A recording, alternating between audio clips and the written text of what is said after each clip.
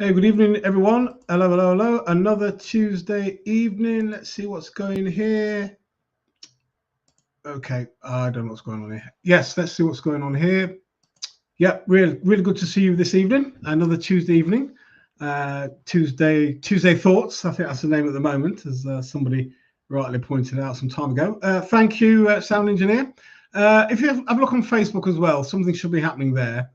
So let me know. That'd be really great. So good to see that you're here this evening. So we're continuing with moral injury. Is recovery possible?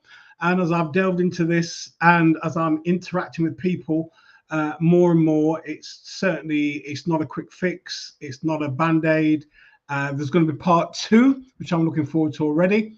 And what I would suggest, I want to say welcome if you're watching. I know that people do watch, don't comment, so I really do appreciate you taking the time. But if you're watching on catch up also later on in the week or later on in the month, oh gosh, I was going to make a point. Yes, I do send out articles, and the idea is if you're able to read the article, 5 minutes, and then the broadcast quite often is a deep dive into the articles that I've written. So, really good to see you all this evening. And we're looking at moral injury. I just want to put it in the chat box here, what it is. You should see it come up on your screen in a moment. Yeah, moral injury refers to the psychological, social, and spiritual impact of events. So basically, people's values are kind of shattered, and the sense of reality is changed. And what was one time normal reality has been totally disrupted. So that's the definition in a tiny nutshell. My name is Delroy Hall, trained psychotherapist and teacher and trainer, and I've been looking at this now for 4 months. Moral injury, and as we do this, as we get into is recovery possible, I'd like to read part of a message that somebody sent to me. I have asked their permission. They're a mental health therapist, and they sent me a really moving and touching message during the week after last week's session, and I've asked their permission if I could just read part of it. So this whole thing around moral injury and how difficult it can be. Oh, right. Yeah. Good evening, Sonia. I didn't see there. My mouse had hidden your your welcome. I am live on Facebook. I've tried to set it up, but I'm not too sure what's going on. Certainly StreamYard is still not streaming directly to Facebook, so I'm having to do it independently. But so let me just check there for a moment. It's not ideal, of course. Okay. However, nobody's there at the moment, but I'm going to continue. So what I want to do, I want to read just a paragraph of a really moving message that somebody sent me, who's a therapist who's gone through moral injury, and I'm going to just look over to the screen. So this really moving letter, this is what she says, and I want to encourage individuals who may be listening and you're on this thing right now, dealing with it. But this is what she says, even though she's going through it and has had a really difficult time, this is what she wrote. And for me, it was really moving, really touching. For now, she says, I am continuing to follow some of the recommendations and comfort that I share with the survivors that I work with, which is, listen carefully, no matter how much my voice shakes, the tears that run down my face, I will continue to speak up and out. I will speak the truth. I will embrace vulnerability. For myself, I'm trying to add that I do not need them to validate the truth. I know the truth. I wish I was wrong. When you know the truth and speak it and you can't do anything else, you wish to goodness, to God, that you were wrong, but you know you're not wrong at all. I've been there in my life, and I've had to make some serious decisions, and you can't validate it. It's no point trying to validate it to other people. They're not you. They're not living in your skin. But such a touching message, and this is the last bit. I know the truth. I wish I was wrong. And how many today maybe listening on this, you know the truth, you're spoken, you become the victim. She actually said she's not a victim, she's a survivor. You become the victim but you know what you said was the truth, even though it has been costly. That is about the truth will set you free, meaning that you speak the truth and you, in a sense, delivered it. You're free with yourself, even though there might be external forces, external attacks and consequences. But within yourself, you know that you can be free because you've spoken the truth. That is a great place to be in life. Moral injury creates mess, and it creates tons of it, as I began in my article. And nobody gets a touch of moral injury, a bit like, you know, you can get a touch of the common cold, but you can't get a touch of the flu. That's just impossible.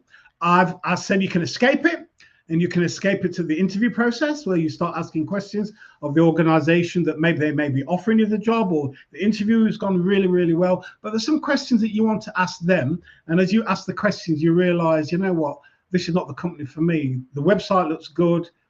The application was good. But as I'm talking to them now, this is not for me. And you may decide to not go ahead with it at all. I think I've shared with you some time ago about somebody I know. He started a job many, many years ago as a young man, and he stuck it out for 2 or 3 years. He said he hated it. Every weekend he went in, he hated it, the management structure, the conditions. And years later, he met somebody who'd worked at the same place, and they started talking. They started talking randomly, and then they had this conversation that they'd worked at the same place. My friend stuck it out for 2 or 3 years. The person he spoke to started at 9 o'clock Monday morning and handed his notice in at midday, 3 hours later. And my friend said to him, "Why did you do that?" He said, "I could see where it was going and I didn't want to be a part of it."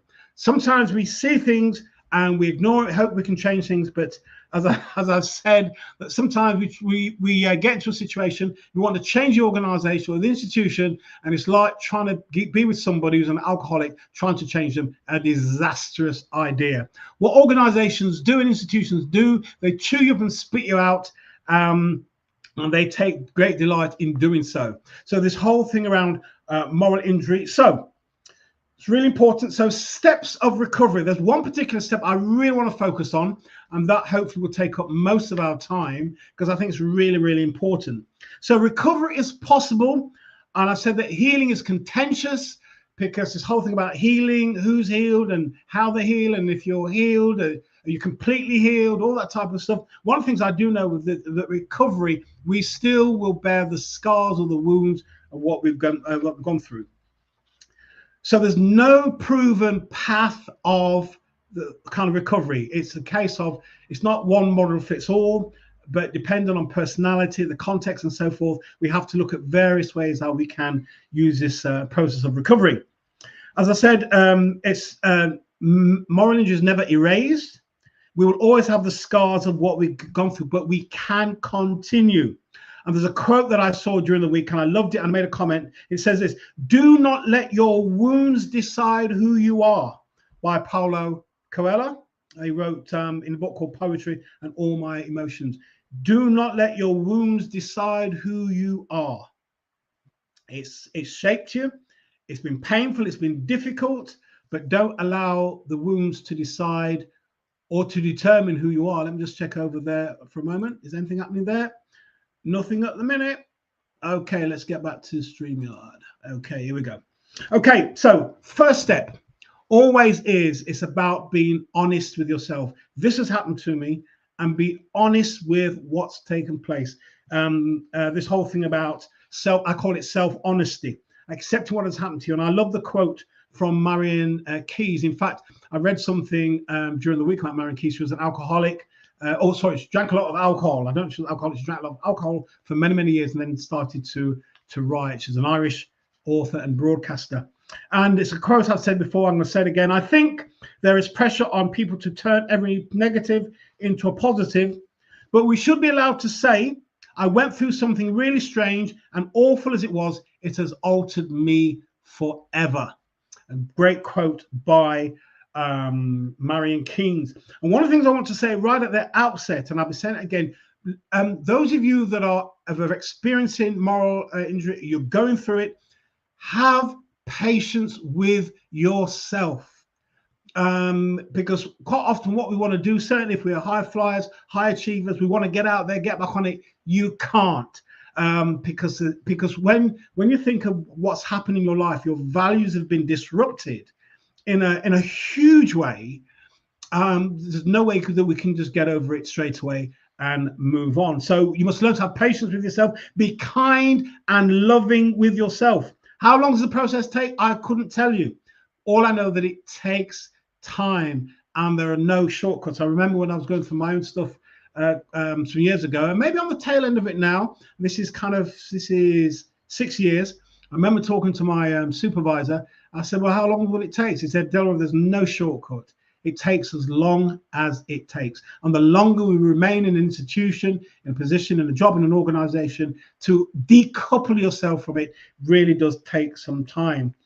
I love this quote as well by Gloria Steinem. The final stage of healing is using what happened to you to help other people. The final stages of healing. So it's possible that what you're going through, this huge this existential disruption, in the right hands, if you take the time to recover, you can use that experience to help other people. So in one sense, it's not that some of these experiences, not that these experiences that you've got to go through them, but it's not wasted. You can build on it, but maybe at the moment you can't do that because it's so painful and it's still so raw, really, really difficult.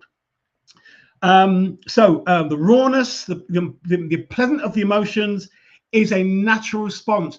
It's a bit like bereavement, you know. When I've done bereavement at work, and I've done a fair amount of bereavement work, and people talk about some of the experiences that they have when they lose a loved one. And I say, listen, losing a loved one, in one sense, it's an abnormal experience. And all these emotions that you're feeling and how you're experiencing it, it's a normal response to an abnormal experience.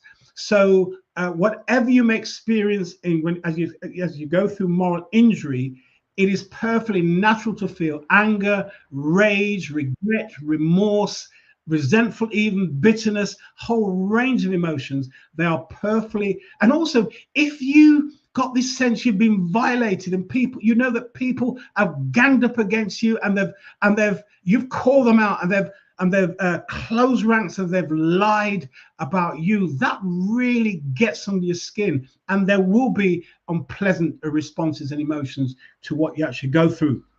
So acknowledge and accept the emotion. And I want to say this, I want to repeat this.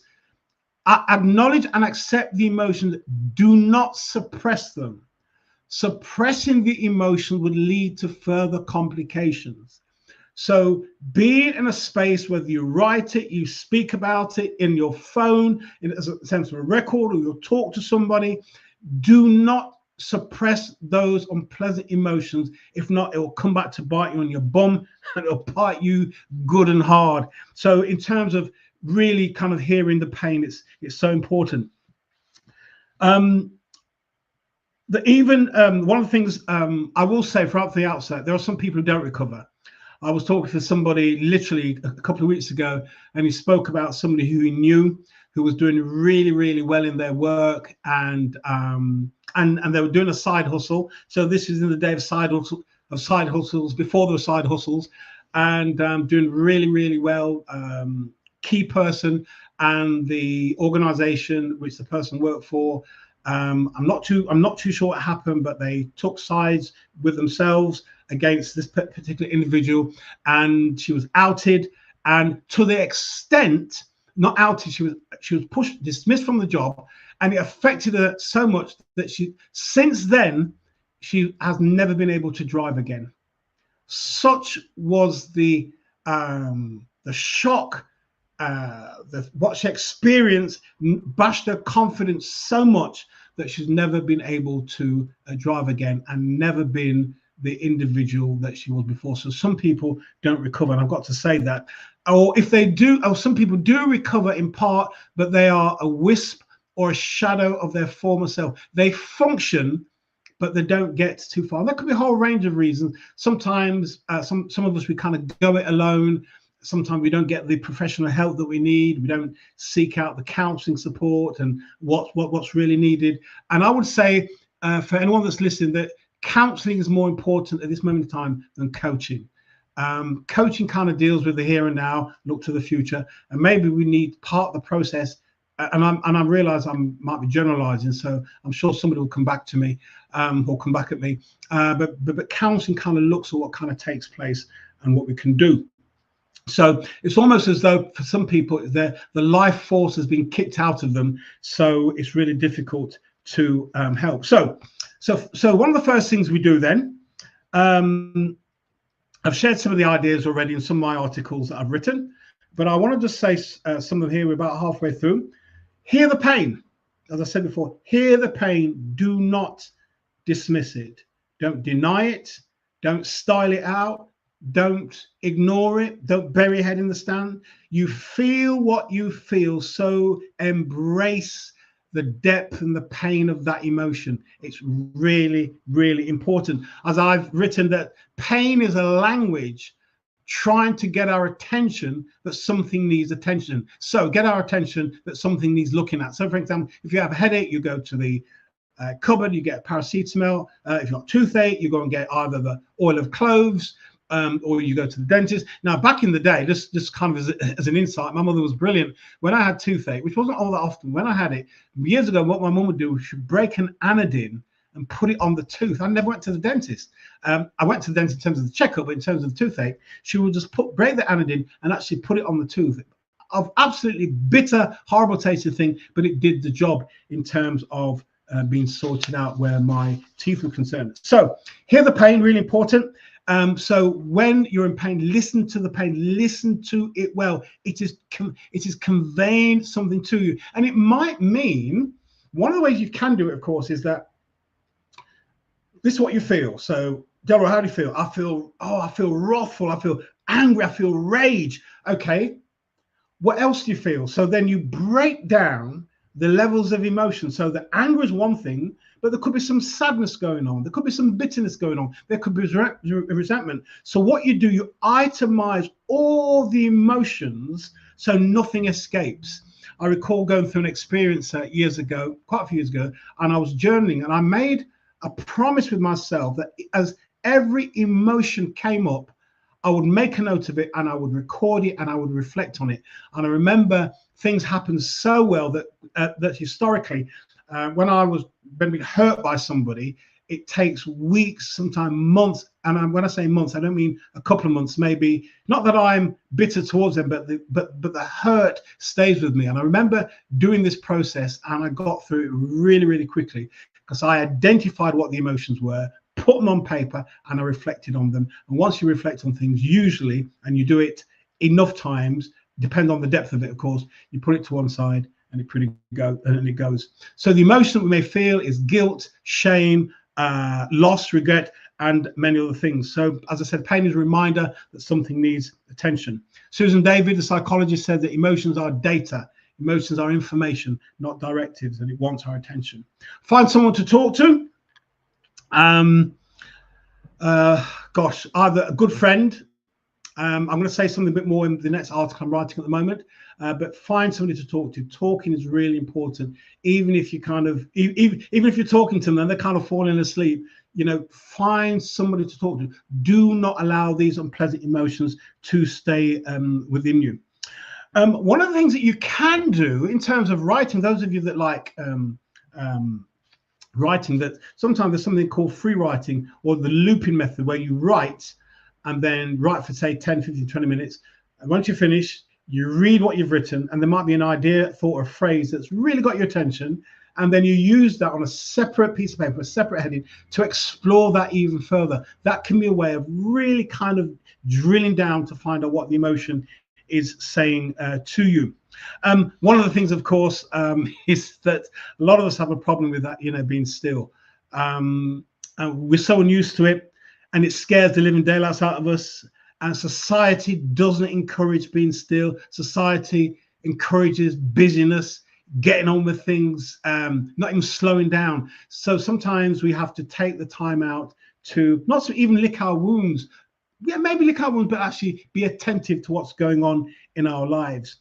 And what I would just say quick is simply this: if we ignore what we're feeling, If we ignore what we're feeling, quite often then is the kind of bodily signs, bodily reactions. And if we ignore those signs and those feelings, it can lead to illness. And if we somehow can press through with the illness, what can happen then is a breakdown, whether it's mental breakdown or physical breakdown.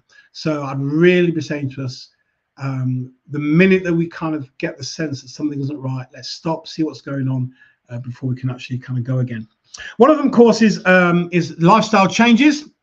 From the Department of Veteran Affairs, they talk about interacting with other people. One of the great things about the community that's happening here, there's people from different parts of the world beginning to engage with each other because they think they're the only one. And this whole thing about engaging with people who had similar experiences really helps us to feel we're not isolated. Because one of the things that can cause moral injury to be compounded is that we feel we're the only one, and certainly if we've been pushed out of an organization, the only one that was pushed out, we can feel very much alone. But forming a community is really important, and spending time with loved ones is really important as well. So find some to talk to.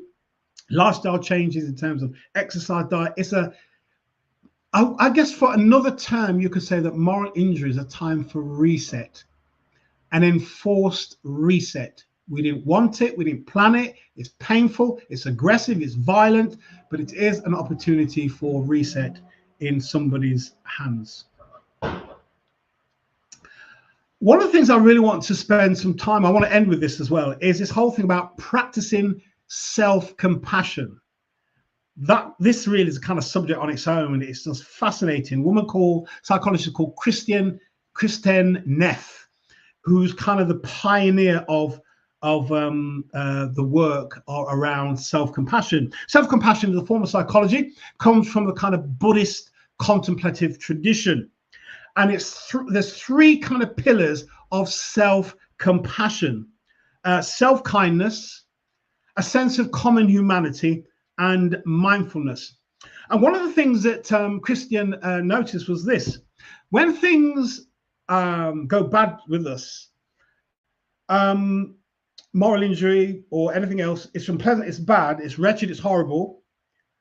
But she asked the question to individuals: when things go bad, the way that you talk to yourself, if you spoke to your friends in that way, how many friends would you have? So Dr. Christian Neff realized that when things happen to us, we really go down this dark spiral, this negative spiral. And what a brilliant question. The way, and I know I've been like that myself over the years. I'm a lot better now, but individuals, and maybe listening on catch up and so forth, when things go wrong, how you talk to yourself makes it even worse. So Christian Neff ask the question: the way that you speak to yourself when things go wrong, if you spoke to a friend like that, how many friends would you have? Great question. Absolutely fantastic question. So she talks about self-kindness, a sense of common humanity, and mindfulness. So I want to talk about mindfulness. So let's get my notes together. When we exercise self-compassion, we are aware of our suffering, but we don't fight it. That's the thing. We bring it to attention. We notice our thoughts, our feelings, and sensations. Notice, when we don't have self-compassion, we are incredibly negative about ourselves and we drill ourselves into the ground. When we have self-compassion, we suffer, but we are aware of it. We acknowledge it. We acknowledge the negative thoughts, emotions, but we are not judgmental. We are curious. That's the difference. We become curious. Without self-compassion, we think, oh, I can't believe this is happening to me. Why is this happening to me? And then we get really, really stressed. With self-compassion, This has happened. I'm feeling stressed. What do I need to do next? Notice the difference? You're acknowledging the situation, but with a different lens. Without self-compassion, you're hard on yourself. You're bashing yourself into the ground. But with self-compassion, you acknowledge it. This has happened. I am feeling stressed. What do I need to do? Totally different thing altogether. I'm going to say something about that towards the end. Number 2 is common humanity. One of the things when people have messaged me about moral injury, quite a few have said, I thought I was the only one. But then they find there's, I would say, throughout the world, thousands of people. So the reach of moral injury in terms of the work that I'm doing is Australia, South Africa, America, Canada, Indonesia, Malaysia, Ireland, UK, and there might be people watching elsewhere. They watch every week from other parts of the world, but they're not interacting, and that's fine. That really is fine. One of the things about common humanity is this, and I wish we could all see this, because then it would put things in perspective. There's 2 things that happen to all humanity. We all suffer, and we're all in search of peace. That unites us. And certainly when you know that people have going through experiencing moral injury, in a sense, it decreases the sense of isolation. As I said before, if we feel isolated, we're going through something like this, it just compounds it, makes it worse, and makes recovery even more difficult. The thing is that when we're experiencing, because I want to sound as if I don't experience if I do. When we experience things, we feel lonely, and loneliness, as most of us know, is a killer. But when we know there's other people who've gone through similar experiences, it kind of reduces that level that the negativity around loneliness. Because of our commonality, it makes us all a part of the human family, suffering and wanting peace of various levels. It unites us, whether we're black, brown, male, female. At some level, I was talking to somebody recently, and I looked across the amount of people there. I said, listen, all these people that you see here, I'm sharing some stuff personally with you, and you're sharing stuff with me. All of them, every single one, have gone through stuff. And even here, there might be a dysfunction, but they might be going through some stuff right now. They're suffering, wanting peace, but they're able to kind of function. It's the thing that unites us. So having self-compassion is, oh, good evening, James. Really good to see you this evening. Thanks for your support as well. So let me just show it on the thing. Yeah, so true. We all suffer, and all in sense of peace. Yeah, we do. I think I said a few weeks ago that in all the years I've been to therapy, been a therapist, nobody's ever come and said to me, Delroy, I want peace. But I know that's what they want. Whether it's self-harming or depression or anxiety, they're basically saying, I'm suffering and I want peace. That's been never spoken, but coded in all the ailments is, I'm suffering and I'm in need of peace. Thank you very much, James, for that. So this whole common humanity is really important. And the third thing she talks about is this inner voice. And she talks about treating yourself as you would treat a friend. That's really, really important. So how would you treat your friend? You'd treat them with kindness, love, respect, care, compassion, encouragement, love. That's how you would treat them. Without self-compassion, we beat ourselves up. With self-compassion, I'm human. If I made a mistake, these things happen. Also, an amazing question, and it's a question that I asked a lot when I was involved in leadership, and I did make lots of mistakes, as you do in leadership. And one of the things I used to ask as I started writing was, what can I learn from this? Now, maybe when emotions are really raw, that's a really difficult question. But at some point, the emotions do kind of die down a little bit. And it's really taking time. What can I learn from what has taken place? It's horrible. It's horrendous. As going back to the author, The Irish author. What's her name again? It just slipped me. Oh, what's her name? Marion Keynes. Yeah, Marion Keynes. This is awful. It's ultimate life ever. What can I learn from this? What can I learn about other people? Yeah, but what can I learn about myself? And it could be, as I said to a friend of mine, that maybe moral injury can be a doorway into a new world that you've yet to experience. Maybe it's a doorway to reconnect with an early aspect of your life that you put to one side. So it just depends who you're with, who you're talking with, the community of people that you're in. So the inner voice in terms of how we treat ourselves is really important. And number 4, she said there's 3 pillars, but she said there's a 4th one. What we do when we're in a crisis, let's reach out for support. Do not go, well, I'm not too sure you can get through moral injury on your own, to be honest. I think it's so devastating. I'm not convinced you can get through it on your own. You need people around you. Not many, just 2 or 3 people. Not yes people. People got your back. People, who support you. Some will offer help while you struggle. And for some people, I know some individuals, they will help other people.